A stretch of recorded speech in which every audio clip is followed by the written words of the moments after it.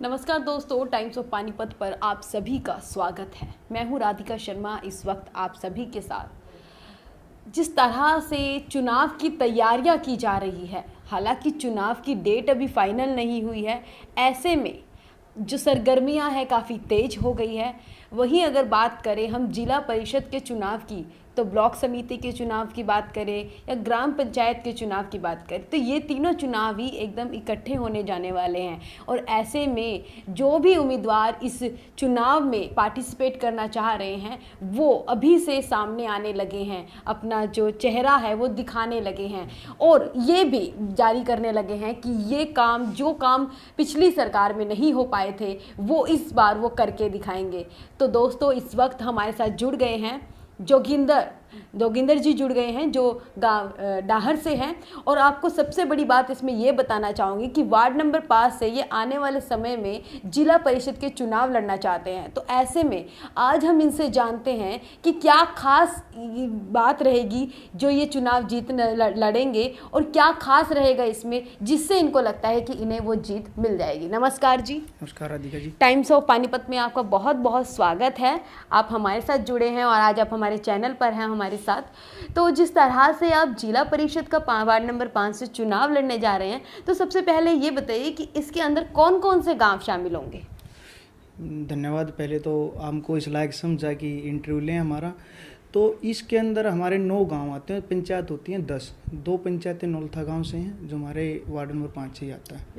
तो माजरा, नौलथा, बुढ़श्याम, डिडवाड़ी, बिंजल, जाटल, अड़त्याड़ी, मैराना और डहार गाँव, ये 9 गाँव हैं।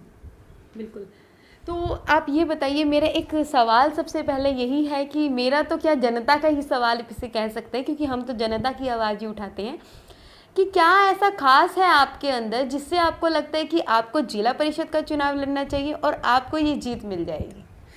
सबसे पहले तो एक जनता की व साथियों की आवाज़ है। आज तक हमारे ये जब से जिला परिषद शुरू हुआ है, ये 5 बार चुनाव हो चुका जिला परिषद का।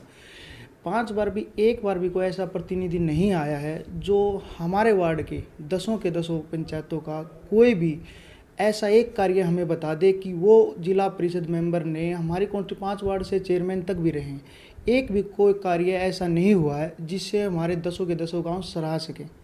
सब आते हैं, बनते हैं और अपने घर बैठ जाते हैं। सबसे बड़ी समस्या ये है, किसी भी गांव के कोई भी मुद्दा, पानी की निकासी का ले लो, लाइट का ले लो, जो इसके जिला परिषद के अंडर आते हैं, किसी पर कोई काम नहीं हुआ है। लेकिन यही बात अगर आने वाली मौजूदा सरकार के लेकर भी तो जनता सोच रही है ना, कि अगर अगली बार भी हम अगर वोट देते हैं तो इस तरह से वो तो वापस से वही हाल होता है। तो जनता को आप कैसे विश्वास दिलाएंगे कि आप जरूर काम करके दिखाएंगे। देखिए, सरकार को दोष हम उस समय देंगे जब हमारा प्रतिनिधि हमारी आवाज़ लेके सरकार तक पहुँचे। प्रतिनिधि जब बन जाता है तो अपने घर पे बैठ जाता, अपनी पेंशन पे डिपेंड रहता है या अपने निजी कार्य करता। एक भी प्रतिनिधि अब तक हमारे 5 वार्ड से ऐसा नहीं बना है जिन्होंने जनता की आवाज़ सरकार तक पहुंचाई हो या आकर जनता को बताया है कि मैंने आपकी आवाज़ वहाँ पहुँचाई थी, आपका कार्य नहीं हुआ। अभी मौजूदा अगर जिला परिषद की बात करें, तो जो उनके कार्य किए जाने थे, उन्होंने कितने % तक कार्य किए हैं आपकी नज़र में। देखिए, मैं किसी पर निजी टिप्पणी तो करना नहीं चाहता, लेकिन आप जनता से जाके पता करिए, 9 के 9, 10 के 10 पंचायतों में अगर कोई ये कहता है कि मेरे यहाँ पर ये बहुत अच्छा कार्य जिला पार्षद ने किया है या कोई भी और कार्य किया है, मेरे को तो नहीं लगता। मेरे गांव में तो ऐसा कोई कार्य नहीं हुआ। बिल्कुल नहीं हुआ। बिल्कुल किसी आप मैं देखो, मैं 10 के 10 गाँवों की 10 की 10 पंचायतों में घूमा हूँ। लोगों की यही इच्छा। और हमारी कॉन्स्टिट्यूंसी में सबसे बड़ी दिक्कत ये है कि हर बार हमारे यहाँ पे एक नौलथा गांव है जिसकी 2 पंचायतें, टोटल 6000 वोट है, वो अपना एक प्रतिनिधि खड़ा करते हैं। पिछले 5 के 5 चुनाव में, ये पहला चुनाव तो सिवा कौन से हमारी 5 कॉन्स्टिट्यूंसी में आता था, वहाँ से बना था। लेकिन उसके बाद जो 4 चुनाव हुए हैं 5 वार्ड के, चारों बार नौलथा का ही प्रतिनिधि जीता है। और ये उन्होंने अपना ये समझ के बैठ गए हैं कि और किसी गांव का प्रतिनिधि आपकी टक्कर में नहीं आ सकता। पिछले चुनाव में हमारे गांव ने प्रतिनिधि खड़ा किया था नौलथा के अगेंस्ट में, वो 600 वोटों से हार गए थे। उसका कारण भी यही था कि हमारे गांव से 2 प्रतिनिधि खड़े हो गए थे। तो इसका मतलब ये नहीं है कि हर चुनाव एक ही गांव का व्यक्ति जीतता रहे। देखिए, 10 गांव है, सबका नंबर आना चाहिए। सब जब तक हर गांव का प्रतिनिधि नहीं जाएगा ना फील्ड में, तो वो एक दब के रह जाएंगे, और हम दबने वालों में से नहीं हैं। देखो, चुनाव का नतीजा तो जनता ने तय करना है, लेकिन हमारा काम है मेहनत करना। हम 10 के 10 गांव में मेहनत कर रहे हैं, हर व्यक्ति से अपने वोट और अपने अधिकार की मांग कर रहे हैं कि भाई 4 चुनाव नौलथा गांव का प्रतिनिधि जीत चुका है, एक मौका दूसरे गांव को भी मिलना चाहिए। बिल्कुल। और अभी अगर हम बात करें कि जिस तरह से चुनाव की बात अभी आपने की है, ऐसे में ये भी हमेशा से हम देखते आए हैं कि अगर हम सीएम की बात करें तो जिस सिटी से सीएम होता है तो उस सिटी को बहुत ही वो बहुत ही खूबसूरत लगती है वो सिटी। चाहे हम रोहतक सिटी की बात करें तो रोहतक भी as compare to all districts Rohtak बहुत खूबसूरत है। और इस समय पे जो करनाल है उसे चंडीगढ़ के एवज में रख रहे हैं कि बहुत ही खूबसूरत साफ़ सुथरा वो जो करनाल है वैसा दिखाई देता है। तो आपकी बात को मैं बहुत ध्यान से समझ रही थी कि आप क्या कहना चाह रहे थे। तो ऐसे में अभी आप काफ़ी यंग हो, तो अब तक यंग को ये भी कहा जाता है कि एक्सपीरियंस कम होता है, ये चीज़ भी कही जाती है। तो उन लोगों को आप कैसे जवाब देते हो जो लोग ये बोलेंगे अभी ये तो जवान है, अभी तो इसको पता नहीं कैसे कर पाएगा या नहीं कर पाएगा। एक एक्सपीरियंस पर्सन को लोग ज़्यादा चुनाव में उतारना पसंद करते हैं। नहीं, आपकी बात सही है, एक्सपीरियंस बहुत ज़रूरी है, पर हमने इतनी मेहनत की है, हमारे बाप ने, दादा ने, समाज में हम हमेशा बुजुर्ग आदमी में बैठे हैं और हमेशा उन्हीं का आशीर्वाद लिया है, उन्हीं से हमें प्रेरणा मिली है कि राजनीति में युवाओं की भागीदारी बहुत ज़्यादा ज़रूरत है आज के समय में। बिल्कुल। और जब तक युवाओं की भागीदारी नहीं, पहले एज लिमिट होती थी 90 साल 100 साल, आज वो घट के 80 साल 70 साल 60 साल पे आ गए। तो यही राजनीति का नियम है। अभी पहले चुनाव लड़ते थे 40 साल 45 साल 50 साल, अब लड़ना पड़ गया 27 साल 35 साल। तो इसी तरीके से आज के समय में युवाओं की भागीदारी राजनीति में बहुत ज़रूरी है, युवाओं की आवाज़ उठाना बहुत ज़रूरी है। मॉडर्न तरीके से गांव का विकास, पानी की निकासी, नई तरीके से लेवलिंग करवाना, बहुत सारे कार्य हैं। ऐसे नाली बनाने से काम नहीं होता, जब तक गांव में भी सीवरेज नहीं होगी, पानी की निकासी नहीं होगी, वो पानी गलियों में से घूमता फिरेगा। इस तरह की समस्याएं हैं जो एक युवा प्रतिनिधि की आज के समय में जनता को ज़रूरत है। इस समय ये भी है एक बात कि आप इनेलो के काफ़ी लंबे समय से कार्य करता रहे हैं, तो जब आप चुनाव लड़ने जा रहे हैं तो ऐसे में इनेलो की किस तरह की भूमिका रहेगी इसमें? देखिए, मैंने जब से अपने जीवन में राजनीति शुरू की है, मैं पहले दिन से ही इनेलो का दामन थामा था, और मैं उस कट्टर परिवार से हूँ, जहाँ कदम रख दिया वहाँ से पीछे नहीं हटाऊँगा। चाहे इनेलो बुरे दौर से गुजरी है, चाहे अच्छे दौर से, हम सदा इनेलो के सिपाही थे, सदा इनेलो के रहेंगे।